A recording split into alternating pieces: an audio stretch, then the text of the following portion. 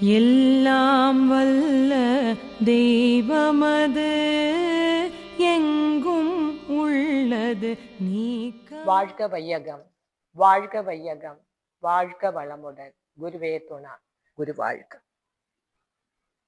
ഇന്ന് ഞാൻ പറയാൻ പോകുന്നത് ആ സബ്ജക്റ്റ് എന്താണെന്ന് വെച്ചാൽ, ആരാണ് ഗുരു? എല്ലാവർക്കും ഗുരുവിനെ കുറിച്ച് അറിയാം, പക്ഷെ ആരാണ് ഗുരു എന്ന് പറയുന്നത്? ഗുരു എന്നാൽ ആത്മീയമായിട്ട് ആ ആത്മീയ അറിവ് ഒരു വ്യക്തിക്ക് നൽകുകയും ആ വ്യക്തിയെ ശരിയായ രീതിയിൽ ജീവിതത്തിലോട്ട് കൊണ്ടുപോവുകയും ദിശാബോധം നൽകി കൊണ്ടുപോവുകയും ചെയ്യുന്ന വ്യക്തിയാണ് ഗുരു എന്ന് പറയും. അപ്പൊ ഈ ഗുരു എന്ന് പറയുന്ന ഒരു വേർഡ് ശരിക്കും ഗുരു, അത് സംസ്കൃത വാക്കാണ്. ആ പദത്തിൽ നിന്നാണ് ഗുരു ഉണ്ടായത്. എന്താണ് ഗു ഉദ്ദേശിക്കുന്ന? ഗുയും രു. ഗു എന്ന് വെച്ചാൽ ഇരുട്ട്, രു എന്ന് വെച്ചാൽ നശിക്കുന്നത്. അപ്പൊ എന്തിനാണ് നശിപ്പിക്കുന്നത്? ഇരുട്ട് നശിപ്പിക്കുക എന്ന് വെച്ച് കഴിഞ്ഞാൽ, അതായത് നമ്മളെ വെളിച്ചത്തിലേക്ക്, അജ്ഞാനത്തിൽ നിന്നും ജ്ഞാനത്തിലേക്ക് എന്ത് ചെയ്യുക, വഴി കാട്ടുന്നതാണ് അതാണ് ഗുരു എന്ന് പറയുന്നത്. നമുക്ക് എല്ലാവർക്കും അറിയാം, എല്ലാവരുടെ ജീവിതത്തിലും ഓരോരോ ഗുരുക്കന്മാരുണ്ട് അല്ലെ? അപ്പൊ ശരിക്കും ഗുരു എന്ന് പറയുന്നത് ഒരു മനുഷ്യന്റെ ജീവിതത്തിൽ ഏറ്റവും പ്രധാനപ്പെട്ട സ്ഥാനം വഹിക്കുന്നതാണ് ഗുരു. അപ്പൊ എന്താണ് ആ ഗുരു എന്ന് പറയുമ്പം, അദ്ദേഹം എന്ത് ചെയ്യപ്പെടുന്നത്? തൻ്റെ ശിഷ്യന് അദ്ദേഹം പറഞ്ഞു കൊടുക്കുന്ന വാക്കുകളെല്ലാം തന്നെ, പറഞ്ഞു കൊടുക്കുന്ന കാര്യങ്ങളെല്ലാം തന്നെ ഒരിക്കലും പുസ്തകത്തിൽ നിന്നുള്ള കാര്യങ്ങളല്ല.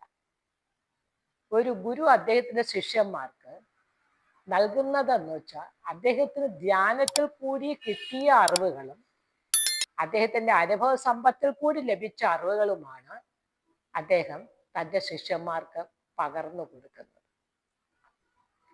അങ്ങനെ തന്നെ ശിഷ്യനെ ആത്മീയ ജ്ഞാനം നൽകി, ധൈര്യവും നൽകി, അവനെ ശരിയായ രീതിയിൽ ജീവിതത്തിൽ മുന്നോട്ട് കൊണ്ടുപോയി ആ വ്യക്തിയെ ഒരു മനുഷ്യനാക്കി തീർക്കുക എന്നുള്ള, നല്ലൊരു മനുഷ്യൻ, വെറും മനുഷ്യനല്ല, നല്ലൊരു മനുഷ്യനാക്കി തീർക്കുക എന്നുള്ളതാണ് ഒരു ഗുരുവിൻ്റെ ഉദ്ദേശം. നമുക്കെല്ലാവർക്കും അറിയാം, നമ്മൾ നോക്കുന്ന സമയത്ത് പലരും പറയാറുണ്ട്, എൻ്റെ ഗുരു ഇതാണ്. ഓരോരുത്തർ പറയും എനിക്ക് വേറെ ഗുരുവാണ് എന്ന് പറയും. പല ഗുരുക്കന്മാരും നമുക്കുണ്ട്. പക്ഷെ ഈ ഗുരുക്കന്മാരെല്ലാവരും ഉണ്ടെങ്കിലും എല്ലാവരുടെയും വ്യക്തിത്വത്തിനും ചിന്താ തരംഗങ്ങളിലും മാത്രമേ എന്ത് ചെയ്യുള്ളൂ, വ്യത്യാസമുള്ളൂ.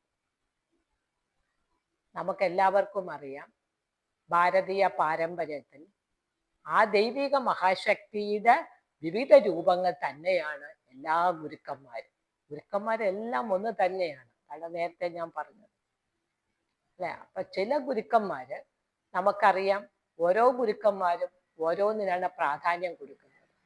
ചിലർ കർമ്മത്തിനായിരിക്കും പ്രാധാന്യം കൊടുക്കുന്നത്, ചിലർ ഭക്തിക്കായിരിക്കും, ചിലർ ജ്ഞാനത്തിനായിരിക്കും. പക്ഷെ ഏതിലായിരുന്നാലും എല്ലാ ഗുരുക്കന്മാരും വിരൽ ചൂണ്ടിടുന്നത് ആ ഒരു ആത്മ ചൈതന്യം അല്ലെങ്കിൽ ആത്മദർശനത്തിൽ മാത്രമാണ്. അത് ഏതുപോലെയാണെന്ന് വെച്ചാൽ, നമുക്കെല്ലാവർക്കും അറിയാം, പല നദികളുണ്ട്. ഈ നദികളെല്ലാം തന്നെ എന്ത് ചെയ്യുന്നു, വന്നു ചേരുന്നത് കടലിലാണ്. എവിടെ നിന്ന് ഉത്ഭവിച്ചാലും അവസാനം കടലിൽ വന്ന് ചേരും. അതുപോലെ തന്നെയാണ് എല്ലാ ഗുരുക്കന്മാരും, അവരുടെ ലക്ഷ്യം ഒന്ന് തന്നെയാണ്. ഏത് വഴിയിൽ കൂടി നമ്മൾ പഠിച്ചു വന്ന ഗുരുവിൻ്റെ സ്ഥാനത്ത് നിന്ന് പഠിച്ചാലും ആത്മീയ ദർശനം മാത്രമാണ് എല്ലാവരുടെയും ഉദ്ദേശം. ഇതാണ് യഥാർത്ഥ ഗുരു. ഇത് പറഞ്ഞുകൊണ്ട് എൻ്റെ ഈ ഒരു എളിയ അറിവ് പങ്കുവയ്ക്കുന്നു. വാഴ്ക വള.